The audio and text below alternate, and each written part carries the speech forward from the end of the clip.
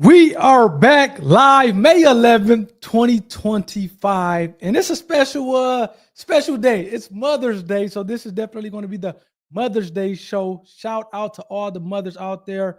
Especially a shout out to Mom Dukes. Talked to her earlier. You know, the older you get, man, hey, they just want that money. So definitely had to break Mom Dukes off a couple dollars. Go get her a nice glass of wine and some food. We got a full show for you guys lined up here. Hey, Beyonce and maybe one of the performing arts centers, the Spirit in Las Vegas. They're going back and forth. We have a baseball team, a summer league baseball team, has sued Disney for trademark infringement. So we'll talk about that. Seems like two drug companies are fighting back and forth over $1 billion drug. So I named this one Payback because it seems like it was a lot underneath the soil between a lot of these conflicts in the IP realm. So before we get started, definitely some housekeeping items. Please hit that like button for the YouTube algorithm. Please hit the subscribe button to the extent that you're not subscribed already to be a part of the IP community. I actually just dropped a post in a community tab. I'm looking to roll out some masterminds, some different tiers. Tier 1 is going to be a pretty straightforward tier. You just ask me questions and I'll give you a written response.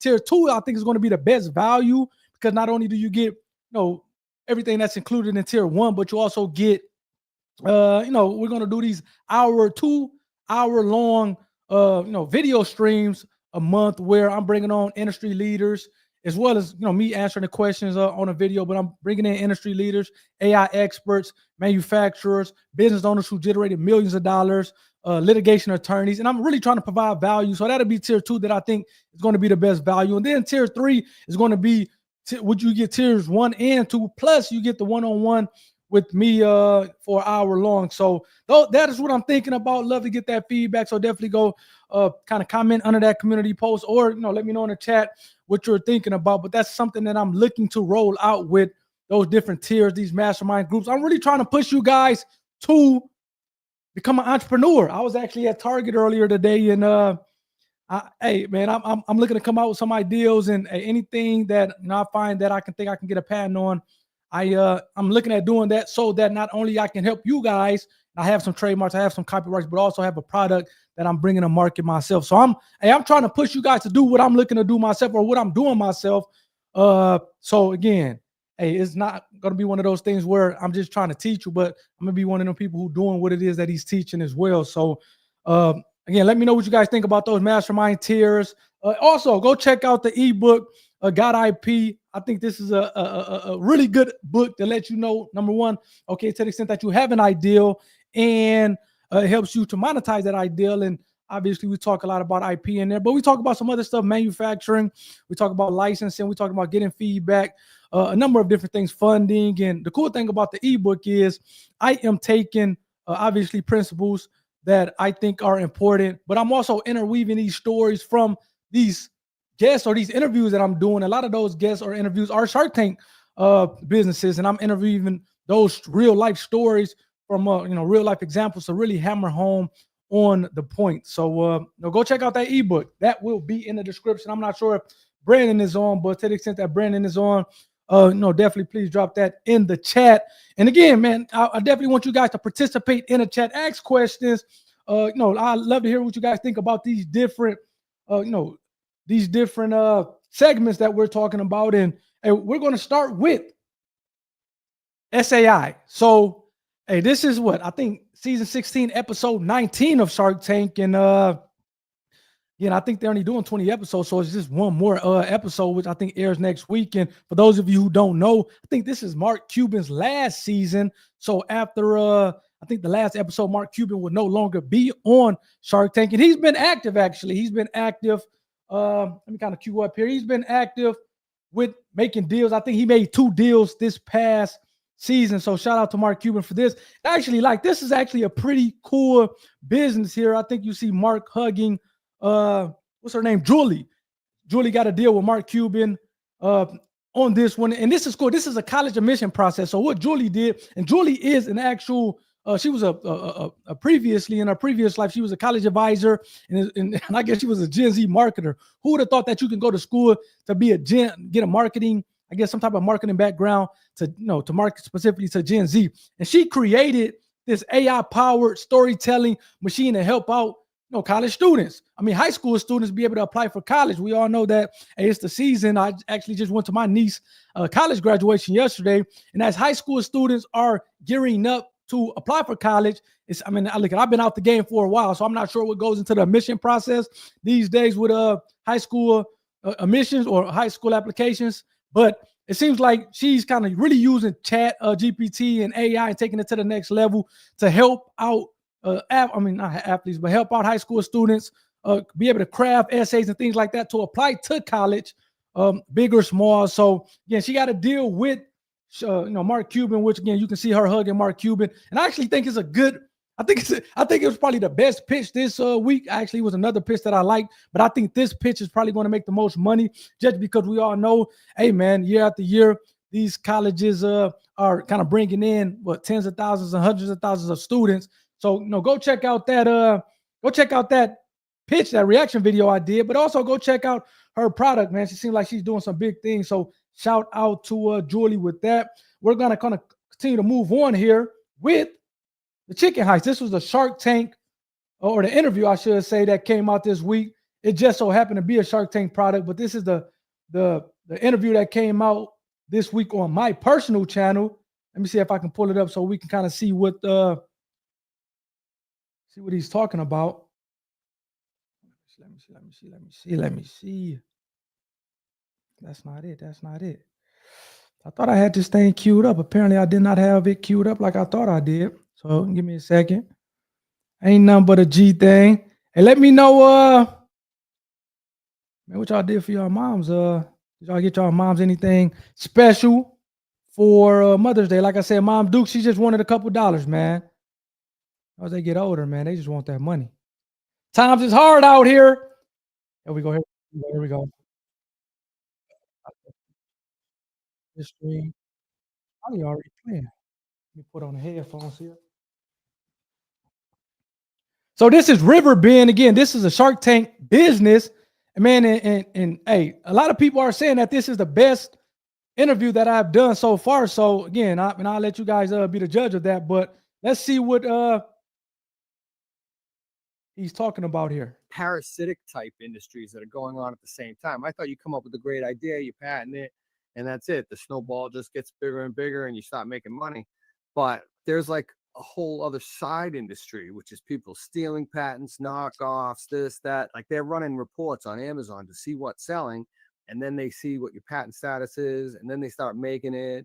And then there's like litigation. There's like a whole other industry that's like, that's the opposite side of, patents and protection and bringing in creating products and stuff, just like this, you have a car, you have insurance, you have all this and that. There's a whole other industry that, revolves around accidents, right? Lawyers and Oh, and this was Eric talking about, he was actually on Shark Tank, and Eric's stories is interesting. So this guy actually has a lot of chickens. He's actually a city boy, but moved out, I guess, to a rural area with his wife. He, owned some chickens, and next thing you know, he came out with a chicken feeder, as well as a watering system, and he got a patent on it. And he's selling this thing, making millions of dollars. And next thing you know, all these knockoffs are popping up from China on Amazon. So that's what he's talking about in that clip of the interview. And he's talking about he had no idea that it is this big industry where once your product becomes successful, particularly on these e-commerce platforms such as Amazon, next thing you know, you get all these China knockoffs. He was literally suing people by the hundreds. Let me say that again. Typically, if somebody infringes your product, you will take that person to court and you will sue them. He was suing not one person, but 100 people at a time because he had so many people infringing his product. So again, he kind of talked about he had no idea of this kind of market where people are infringing products, particularly Chinese companies. So he, he's kind of dealing with it, and seems like things are getting better from him. But like I said, he didn't know, and I thought that was a great point that he said, that there's almost this black market where, okay, patents, IP is supposed to be for something good, but you have these kind of bad things that happen as a result of it. It's kind of similar to like donating your organs. Like, okay, typically you donate a lung or a heart or whatever to help somebody, but you have this black market where people are like selling and buying organs on a black market, which obviously is not necessarily a good thing. So no, man, shout out to Eric, man. He's the real deal, and he's going through it in real time. Like I said, this guy, entrepreneur, first time entrepreneur, selling this product, got knockoffs, was on Shark Tank. I think he did a deal, if I'm not mistaken. I can't remember with one of the sharks on Shark Tank, but he was selling his product. Next thing you know, he had all these. The product was so successful, people were knocking it off left and right, and he had to sue people by the hundreds, which is crazy. And he gave a lot of game on Amazon on kind of what he had to do to knock off people. He had a lot of bad experience, which is crazy. But his first couple patent attorneys, he had some bad experiences with. So he kind of talked about that in the interview and how this third patent attorney that he has is pretty good, it seems like. But the first two were horrible, at least according to him. So yeah, man, hey, that interview was powerful. It was a lot of valuable learning lessons, like I said, from Amazon to knockoffs to kind of dealing with bad patent attorneys. So go check out that interview. Let me know what you guys think. Shout out to Eric. And again, when I'm saying, I talked to you guys at the beginning about these mastermind tiers, I'm going to be having people such as Eric come on and these different people I'm interviewing to kind of talk about, again, this real life game that they're giving. Again, this guy has generated millions of dollars in sales with his product over the past couple of years. And again, he's kind of been through the ups and downs. So these are the type of people that I'm going to be having come speak with that tier 2 of the mastermind to kind of give game, to answer questions. So, definitely go check out that, or, at least consider, once we start to roll that out, becoming a member of the mastermind group as we move on here from chickens to a drug fight. Now, this is interesting. Man, with these drug names, they have all these weird names too.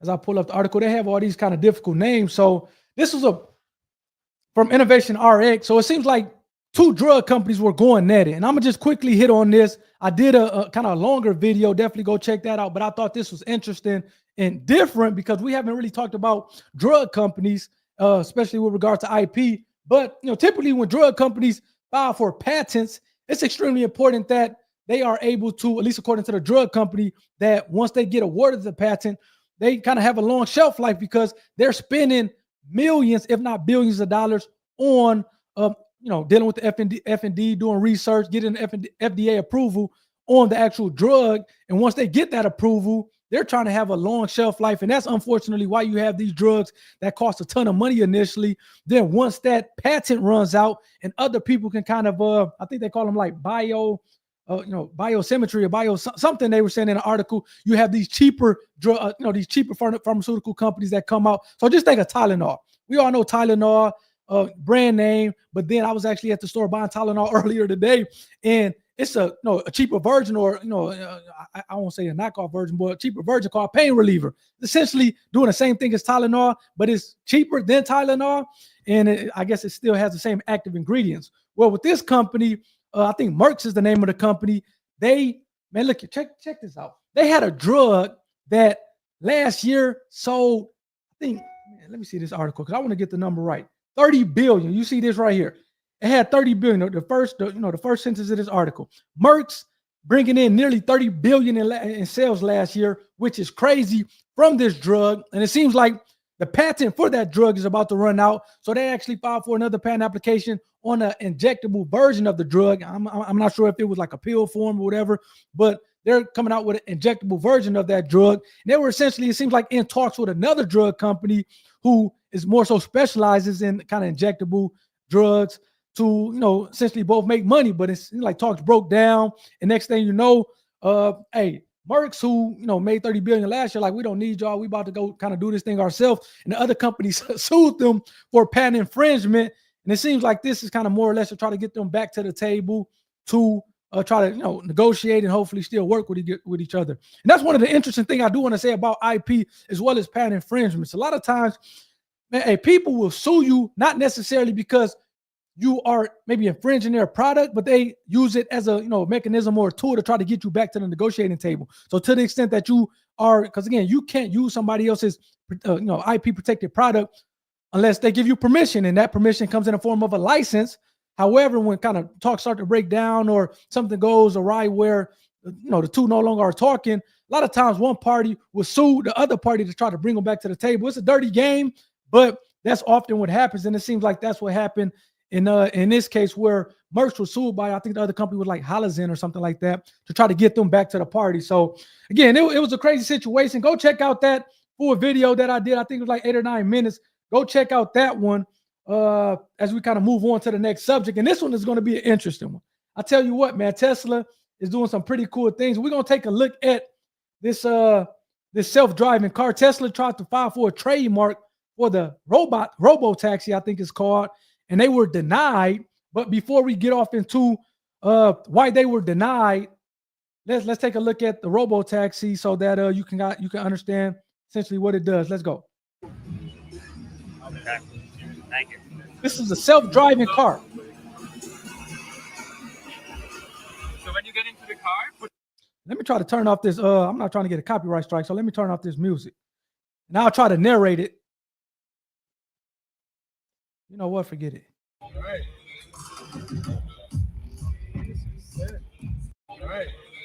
I'm gonna turn off the music. So this is a self-driving car.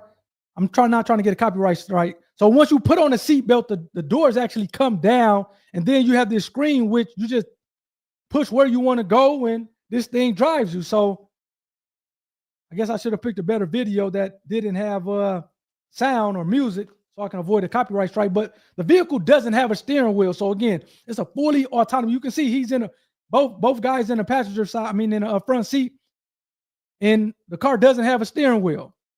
So it's driving you to your destination. And we're talking about, hey, the future in automatic self-driving cars, hey, it's here. And this is a Tesla car. Shout out to Elon Musk. I'm not going to watch the entire thing, but I did just want to give you guys an idea of what the robo-taxi is. So this is Tesla robo-taxi. This is the name of the car.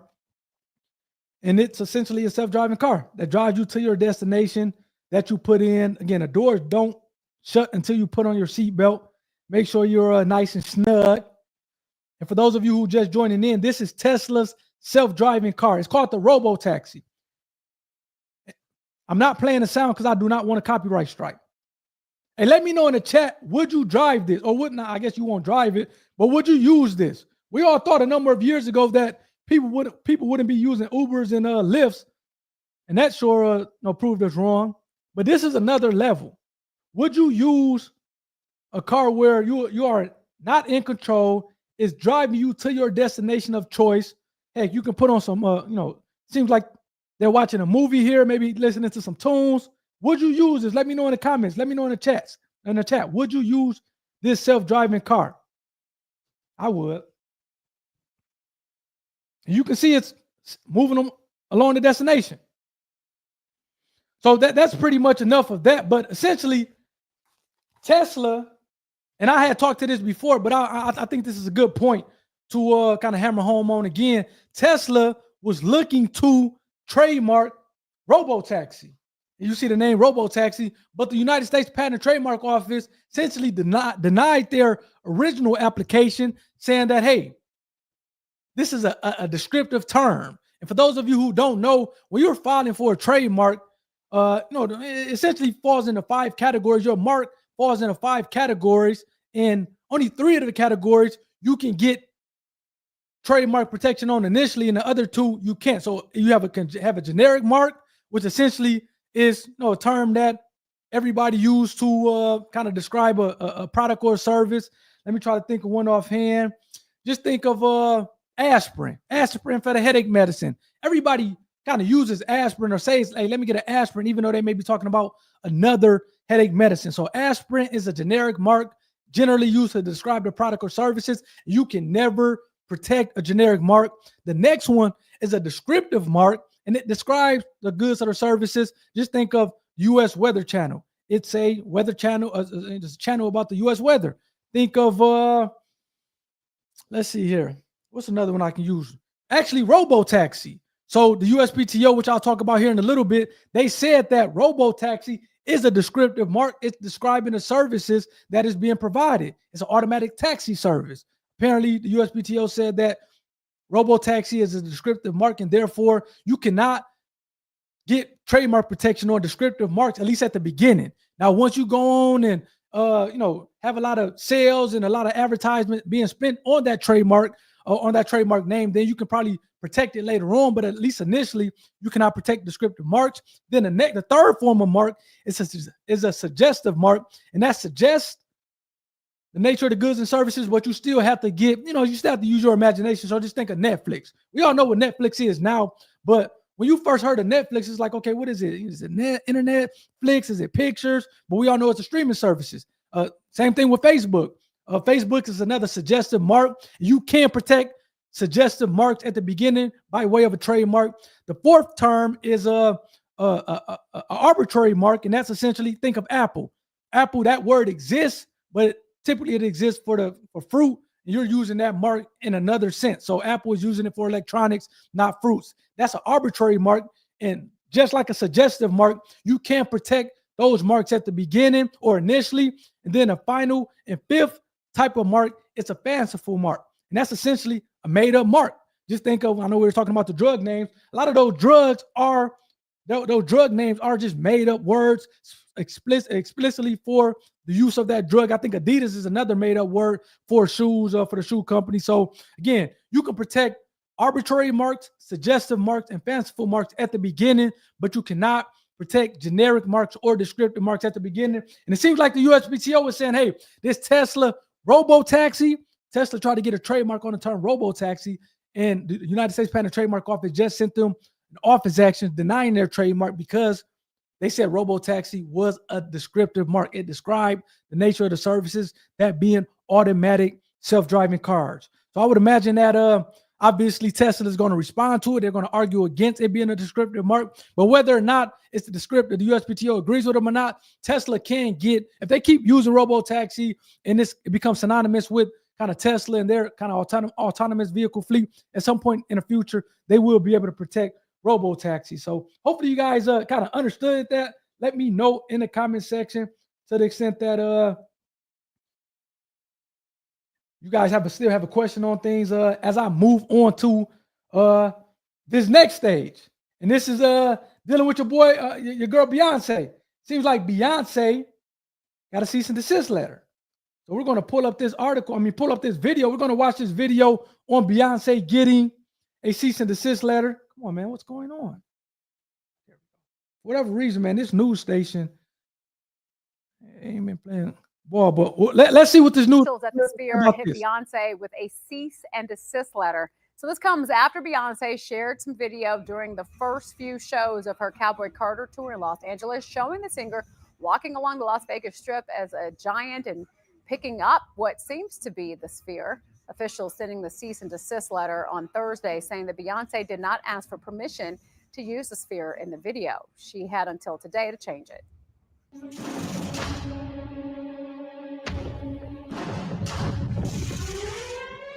So she changed it to Allegiant Stadium. So you're looking at her response since that cease and desist letter came out. Beyonce's entertainment company, Parkwood, posted a video on social media saying, quote, "What happens in Vegas starts with a bang."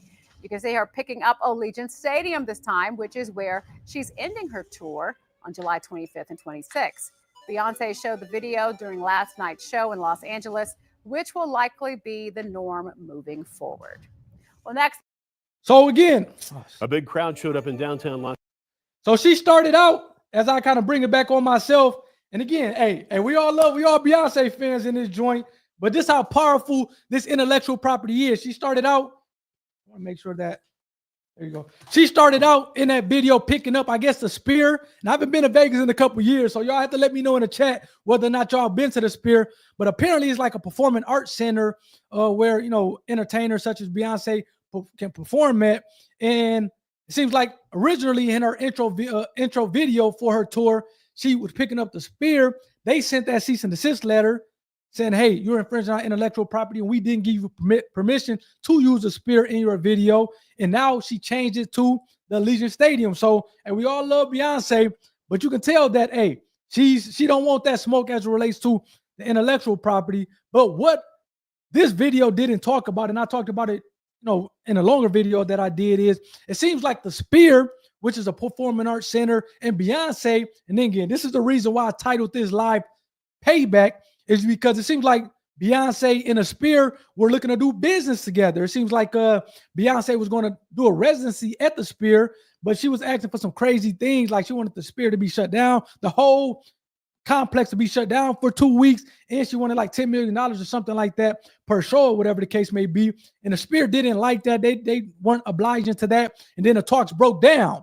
So as a result of the talks breaking down, kind of the sides went off into their own ways. Obviously, we all know that Beyonce is on her Cowboy Carter tour, and even though she used the Sphere in her intro, and the Sphere said this is a good time to get payback. So again, hence the name of the show Payback. And that's crazy in my opinion that Beyonce will use the Sphere knowing that talks broke down, essentially that they didn't kind of work out a deal. And the crazy thing about this is the Sphere would have never knew but for those damn fans of Beyonce. So it seems like the fans was taking a video of that video we just saw, posting it, and then the Sphere actually found out because of the fans' video and hit Beyonce with the cease and desist letter, causing her to change it from her picking up that Sphere to the actual Allegiant Stadium. So again, let me know what you guys think about that in the chat. We love you, Beyonce, but this intellectual property, hey man, you gotta, I guess, abide by the rules. And with that, we're going to move into the lawsuit of the week. Disney is sued by Portland Pickles. Now, look at, I thought that the Portland Pickles, it's a baseball team. They're like the Harlem Globetrotters of the baseball team, called like the Savannah Bananas or something like that, where they, like I said, Harlem Globetrotters are like baseball. And I thought the Savannah Pickles was a similar thing, but apparently the Savannah Pickles, I mean, not the Savannah Pickles, but the Portland Pickles are a summer league team where college baseball players, they are coming back and playing summer league baseball, and they play with these MLB rules, with the major league rules, which means that they use wooden bats. For those of you who may be baseball fans out there, typically college baseball athletes, they use aluminum bats, whereas obviously we know the MLB teams, they use wooden bats. So it seems like this summer league baseball, they are for college students, but they use the MLB or the majors rules. And it seems like Portland Pickles, they became a big baseball team, and they a lot of publicity. And it seems like Disney is trying to kind of poach that trademark, which, let me pull it up here really quickly, and we're going to go through the actual lawsuit and see what we can glean from it. Where's this lawsuit here, man? Let me make sure. The Portland Pickles. Seems like they got a good product, according to they actually got a nice the Portland Pickles got a nice, as I pull up the lawsuit, they big on, let me actually pull up they got 63,000 followers. Let's go through the IG page here really quickly before we go through the lawsuit. Now, the lawsuit is a short one, so it's not going to be a long time, but let's pull up look, this is the Portland Pickles baseball team. This is a summer baseball league. They're suing Disney for trademark infringement of the logo Portland Pickles. Again, it's on the West Coast in Portland. They were the 2024 West Coast League champions. They got 60,000 followers, 63,000 followers. And that's the mascot. The mascot is a pickle. And again, it is for prior or for current college baseball players. Seems like it's a nice, what's the name? So let's move quickly through the lawsuit. Like I said, the lawsuit is not that long, so we are going to finish up with the lawsuit, and then I'll get you guys up out of here on this Mother's Day. In case y'all trying to go show some love to Mom Dukes. Let's pull it up here. Rose City Baseball LLC, doing business as the Portland Pickles, sues Disney for trademark infringement. Let's go through it here. I don't want to skip. I want to skip the parties. Let's go to the allegations. So the plaintiff has been engaged in the design. Look at, man, this stuff kind of bothers me. You see how the 10 is like offset from the 11? This law firm kind of rushed through this, in my opinion. Plaintiff has been engaged in the design, development, production, manufacture, distribution, marketing, and sale of athletic gear since 2016. Since the inception, Portland Pickles has used its federally registered trademark as a source identifier. That's essentially what a trademark is. It identifies the source of the goods. These are some trademarks that are registered, as you see from the USPTO database. They got Portland and Portland baseball, then Portland Pickles. They got the name Portland Pickles, as well as they got the logo, a pickle with a hat on. This is a classic case of David versus Goliath. So again, this is Portland Pickles, their attorney, saying that this is David versus Goliath. Clearly, Portland Pickles is David and Disney is Goliath. Plaintiff, Rose City Baseball, or Portland Pickles is a grassroots organization that has grown its baseball team to begin a local summer league club and quickly capture the hearts of fans, not just in the city, but across the country and beyond. With a commitment to community, creativity, and fun, Pickles have built an identity rooted in homegrown baseball and fueled by passion and following. Dylan the Pickle, that's the mascot. Dylan the Pickle.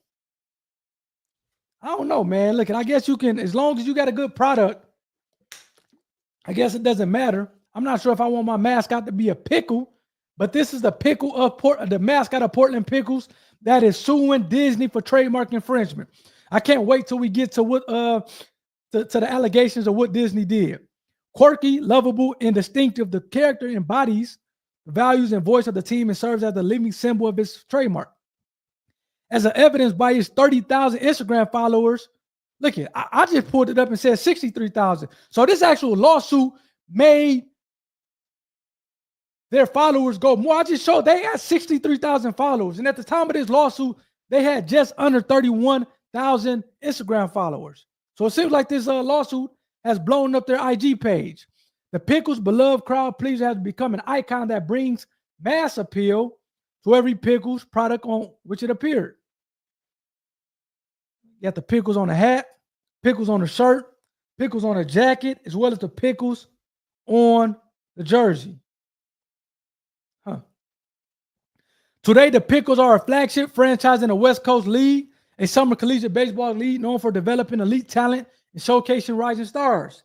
But more than that, the team has become a cultural phenomenon celebrated for its original and reach well beyond Oregon.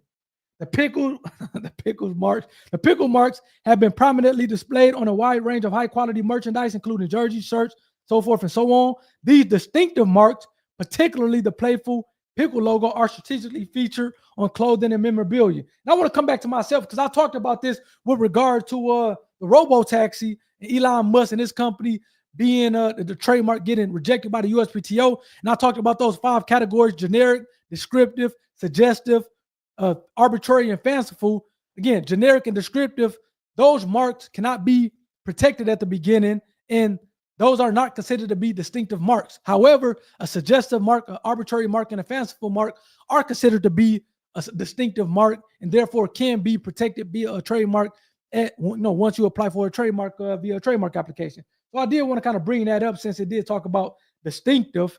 Let's continue on here. The Pickles brand has been featured in national media, late night talk shows, and worn by fans in every U.S. state and dozens of countries. So again, something that started out in Portland, the Portland Pickles, the summer league baseball team, has gotten worldwide appeal. I guess let me know, to the extent that you're watching this, let me know in a chat, have you heard of the Portland Pickles before? I've never heard of this team before, but apparently they're a pretty big deal. Over the past decade, Pickles merchandise has become a fixture not only at ball games, but at festivals, record stores, and streetwear. Okay. In February of 2024, the Pickles made a major leap into the media space with the release of a behind-the-scenes doc. So it seems like they've been on the MLB network, reaching millions of fans worldwide. They've been on Fox 12 as well. Portland Pickles, this is crazy. In a city where keep Portland weird, I'm not sure if I want that to be the slogan of my city, keep Portland weird. I can only imagine what's going down in Portland if this is the slogan. If your motto is keep Portland weird, there's some weird shit happening on in your city. Hey, who's ever been to Portland? Let me know to the extent that you are watching this and been in Portland. Let me know some of the weird stuff that you have experienced. Because if the motto is keep Portland weird, there's some weird stuff going on in Portland, I can imagine.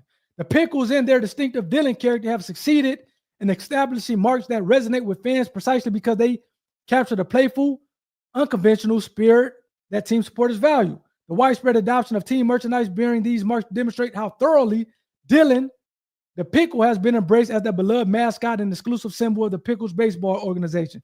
So Dylan the Pickle is the name of the mascot, Dylan the Pickle.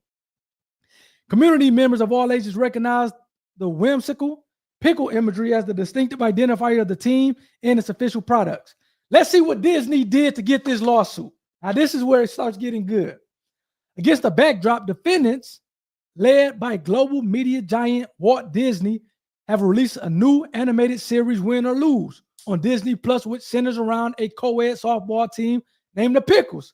In connection with the show, defendants have developed, marketed, and sold merchandise bearing logos and themes that are substantially and confusingly similar.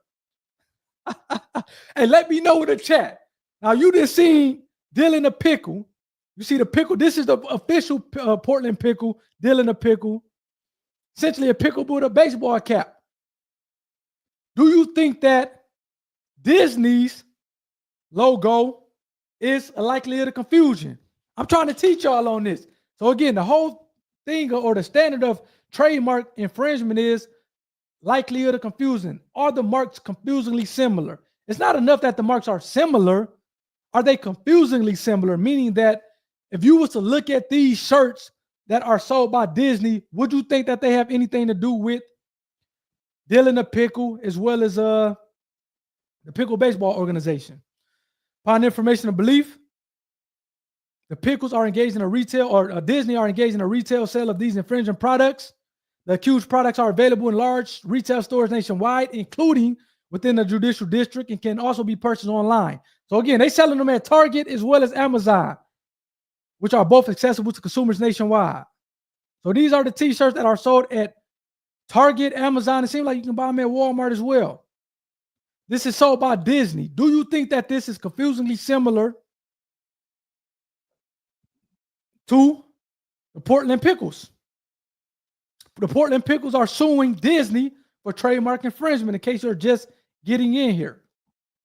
The present lawsuit arises from Disney's willful infringement of Portland Pickles marks in connection with their advertising, offer for sale, and sale of the products.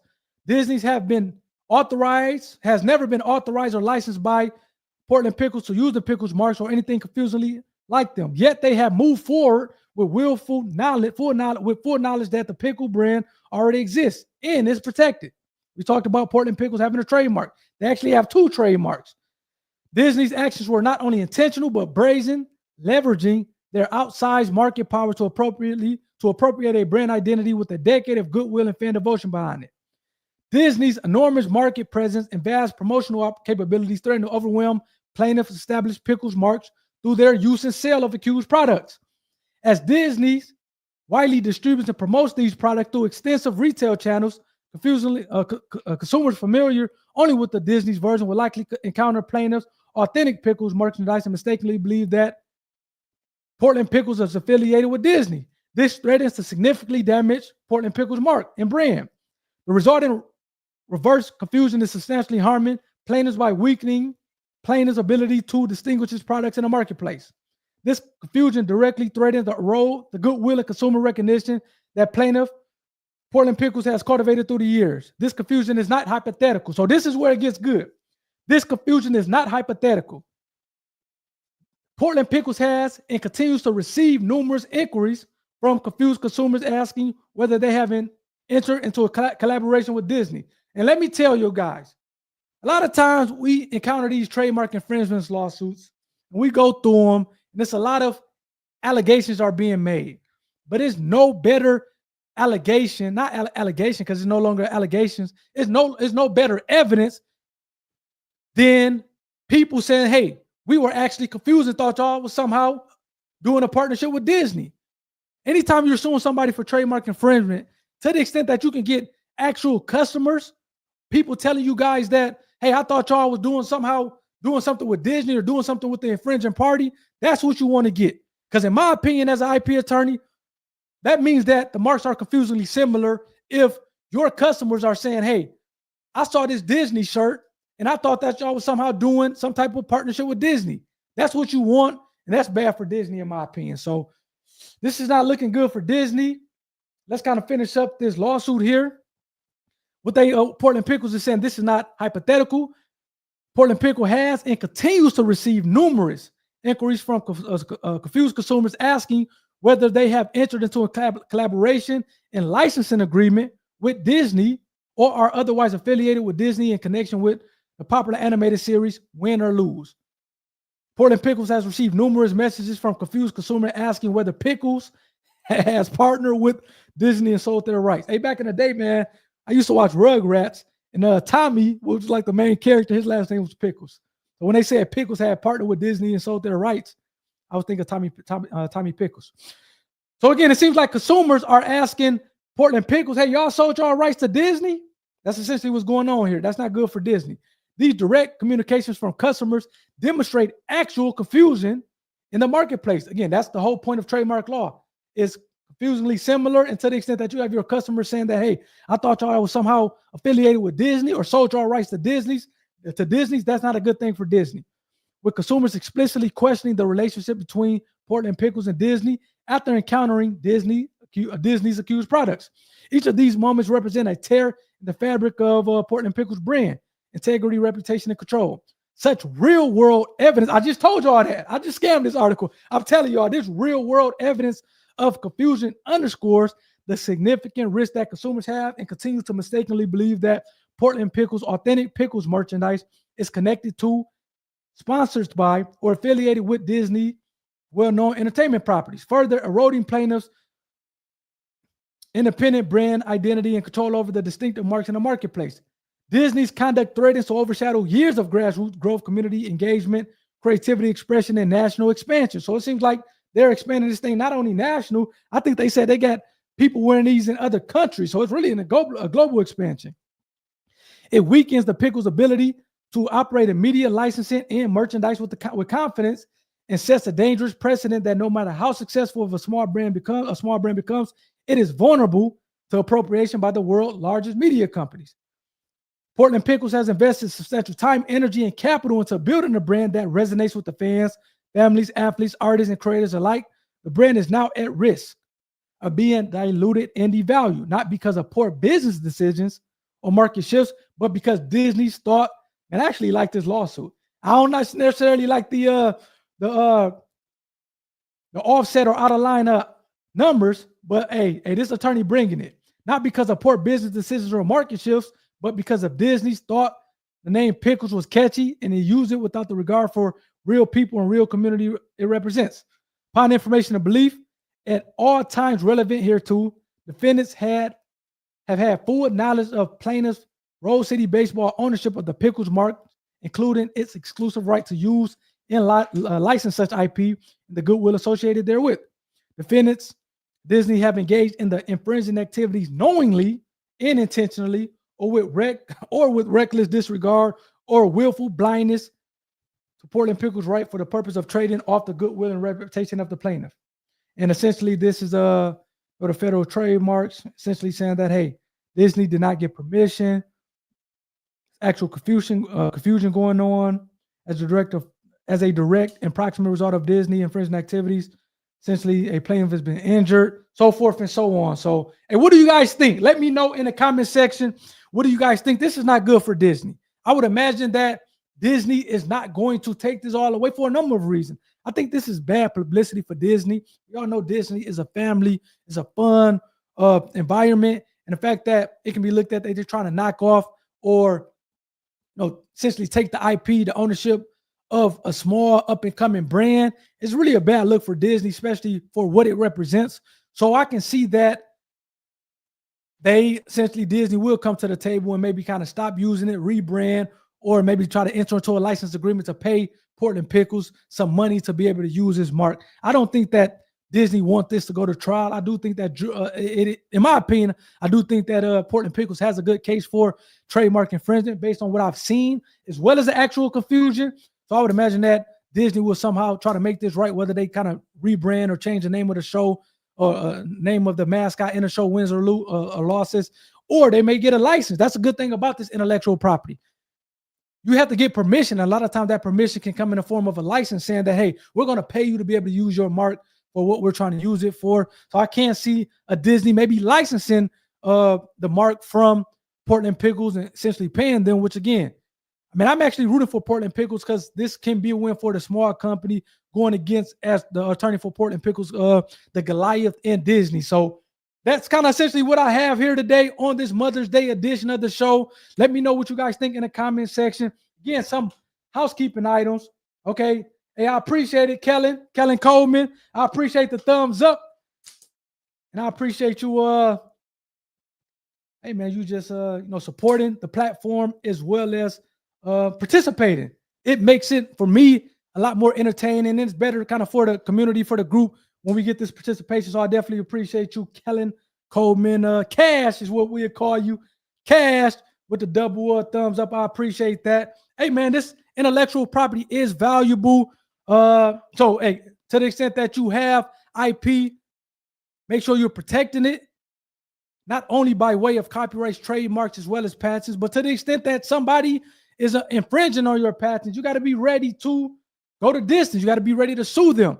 I'm pretty sure that Portland Pickles never thought that they would have had to sue a big Goliath such as Disney, but if Disney is not trying to come to the table and play good, play fair, then you got to sue them. Otherwise, you don't want to get essentially, you don't want to get a reputation for being a pushover, because number one, you can lose your trademark as a result of that, but other people will continue to do it. It's like being a bully, man. If you're not going to fight the bully, then the bully is going to continue to bully you. And I get it, man. This stuff costs money. And it seems like Portland Pickles, what they said in an article, they was at just shy of 31,000 followers on IG. Let me pull up the IG page now. So it seems like this lawsuit has actually helped Portland Pickles, because again, in the lawsuit they talked about just being at 31,000 followers, and currently as of today they're at 63,000 followers on IG. So again, it seems like this lawsuit by Portland Pickles suing Disney has helped Portland Pickles, at least to the extent that they have grown their following about over 30,000 IG followers. So yeah, you do get support like this as a little guy when you go up against a big Goliath. And again, shouts out to Portland Pickles. I'm actually going to try to reach out to them to see if I can get them on the actual platform and kind of talk about kind of their story. And seems like Cash has sent another one, gave us the what is that, the Neptune mark. That's a slogan saying anytime. Appreciate you, Cash. And again, as we wrap up here, please hit the like button for the YouTube algorithm. Please hit the subscribe button to be a part of the IP community. Please, please, please go check out the God IP. As I kind of bring it up, it'll be in the description section, the God IP, the ebook that I just came out with. To the extent that you're trying to protect your IP, trying to come up with ideals, trying to monetize those ideals, this is a good ebook, kind of giving you the step-by-step process that I have not only seen by working with clients, by interviewing over 100 interviewers. A lot of those are Shark Tank products, and kind of we interweave these real life stories from the guests in the ebook to kind of hammer home the principles that I'm trying to kind of illustrate. So go check out that ebook. Go look at maybe purchasing it and kind of taking your business to the next level. So I appreciate the time. Happy Mother's Day to all the mothers are watching it. I wasn't sure if Cash was a mother here. Let me see here. Cash Coleman. Hey, to the extent that you're a mother, happy Mother's Day. Happy Mother's Day to all the moms. Special shout out to my mom. I thank you. I appreciate you all. And hopefully you guys enjoyed this one. Until next time, I'll see you guys next week. Peace. Take care.